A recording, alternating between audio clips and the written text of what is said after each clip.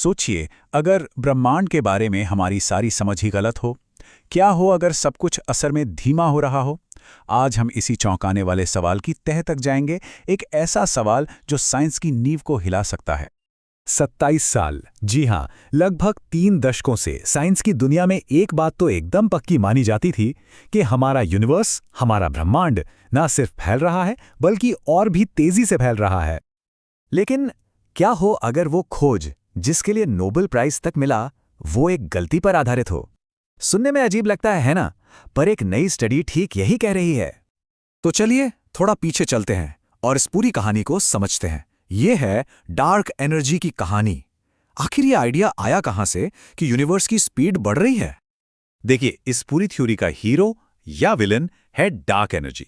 अब ये है क्या? ये एक कह सकते हैं एक रहस्यमयी इनविजिबल फोर्स है। ऐसा माना जाता है कि यही वो ताकत है जो यूनिवर्स के इस तेज फैलाव के पीछे है। मतलब एक ऐसा इंजन जो हर चीज को एक दूसरे से परे और दूर धकेलता जा रहा है। और ये कोई नया आइडिया नहीं है, ये काफी समय से चला आ रहा है। देखिए, 1998 में पता चला कि यूनिवर्स तेजी से फैल रहा है। फिर 2011 में इसी खोज के लिए फिजिक्स का नोबेल प्राइज भी मिला। और अब 2025 में एक नई स्टडी आकर इन सब पर एक बड़ा सवालिया निशान लगा रही है। तो सवाल ये उठता है कि 1998 में ये पता कैसे चला था? इसका आधार थे टाइप 1a सुपरनोवा। ये ना एक खास तरह के एक्सप्लोडिंग स्टार्स होते हैं जिन्हें साइंटिस्ट स्टैंडर्ड कैंडल्स कहते थे।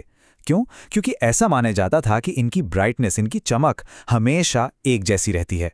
और इसी वजह से ये यूनिवर्स में दूरी नापने के लिए एक परफेक्ट रूलर की तरह काम करते थे। लेकिन अब कहानी में एक ट्विस्ट है। विज्ञान की इस मजबूत मानी जाने वाली थ्योरी में अब दरारें नजर आ रही हैं, और इसकी वजह उन्हीं पुराने एक्सप्लोडिंग स्टार्स का एक बिल्कुल नया एनालिसिस। ये सब शुरू हुआ नवंबर 2025 की एक बिल्कुल ताज़ा स्टडी से। इसमें रिसर्चर्स ने क्या किया? उन्होंने उसी पुराने सुपरनोवा डेटा को फिर से खंगाला। मतलब उन्हीं आंकड़ों को एक नई नज़र से देखा जिन्होंने सालों से यूनिवर्स को लेकर हमारी सोच को शक्ल दिया था। तो इस बार अलग क्या था? उन्होंने उस सबसे बेसिक आइडिया पर ही सवाल उठा दिया कि क्या ये स्टैंडर्ड कैंडल्स सच में स्टैंडर्ड हैं? उन्होंने सोचा, क्या ऐसा हो सकता है कि ये सारे सुपरनोवा एक जैसे न हो?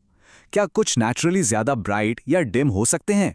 और जब उन्होंने इस पॉसिबिलिटी को ध्यान में रखकर अपने कैलकुलेशंस को ठीक किया तो कमाल हो गया।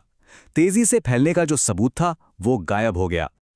और यही इस स्टडी का सबसे चौंकाने वाला हिस्सा है। देखिए, उन्होंने पाया कि इन संभावित अंतरों को ठीक करने के बाद त्वरण का सबूत गायब हो जाता है और उसकी जगह मंदी का सबूत ले लेता है। मतलब पूरा खेल ही पलट गया। ये एक बहुत बहुत बड़ा दावा है। तो अगर यूनिवर्स तेज नहीं हो रहा बल्कि धीमा हो रहा है तो इसका मतलब क्या है? इसका मतलब है कि हमारे ब्रह्मांड का अंत जैसा हमने सोचा था वैसा नहीं होगा, बिल्कुल अलग होगा। तो फिर इसका भविष्य क्या है? यहां पर दोनों सिचुएशन का फर्क एकदम साफ है। एक तरफ है तेजी से फैलता हुआ यूनिवर्स, यहां डार्क एनर्जी की जीत होती है, और आखिर वहां होता है बिग फ्रीज। मतलब एक ठंडा, अंधेरा, खाली ब्रह्मांड जहां सब कुछ एक दूसरे से इतना दूर जा चुका है कि कुछ भी नहीं बचता। और दूसरी तरफ है धीमा होता हुआ यूनिवर्स। यहां जीत होती है ग्रेविटी की, और इसका नतीजा होता है बिग क्रंच। मतलब सब कुछ वापस एक ही पॉइंट पर आकर सिमट जाएगा। तो ये बिग क्रंच आखिर है क्या भला? सोचिए, ये एक ऐसा सीन है जहां ग्रेविटी यानी गुरुत्वाकर्षण इतना ताकतवर हो जाता है कि वो यूनिवर्स के फैलाव को रोक देता है और फिर उसे उल्टा खींचना शुरू कर देता है। हर गैलेक्सी, हर तारा, सब कुछ वापस एक ही पॉइंट में सिमट जाता है। कह सकते हैं बिग बैंग का एकदम रिवर्स। और यहीं से शुरू होती है महान ब्रह्मांडीय बहस। साइंस के लिए इस नई चुनौती का असल में मतलब क्या है? इसके असर बहुत गहरे हो सकते हैं। हो सकता है कि डार्क एनर्जी कमजोर पड़ रही हो, या ये भी हो सकता है कि जैसी डार्क एनर्जी के बारे में हम सोचते हैं वैसी कोई चीज हो ही ना। इसका सीधा सा मतलब ये हुआ कि पिछले 27 सालों से यूनिवर्स को लेकर हमारी पूरी समझ ही शायद गलत थी, और अब यूनिवर्स को चलाने वाली फंडामेंटल फोर्सेस पर फिर से बहस शुरू हो गई है। हाँ, एक बात साफ कर दें, ये कोई आखिरी फैसला नहीं है। अभी इस पर और रिसर्च होगी, बल्कि ये तो साइंटिफिक प्रोसेस का एक परफेक्ट एग्जाम्पल है कि कैसे नए सबूत पुराने जमे जमाए आइडियाज को चैलेंज करते हैं और सच तो यह है कि साइंस ऐसे ही तो आगे बढ़ता है। तो आखिर में हम इस एक बड़े सवाल के साथ रह जाते हैं, क्या यूनिवर्स का अंत वाकई एक दी एंड है, या फिर ये किसी नई चीज की बस शुरुआत है?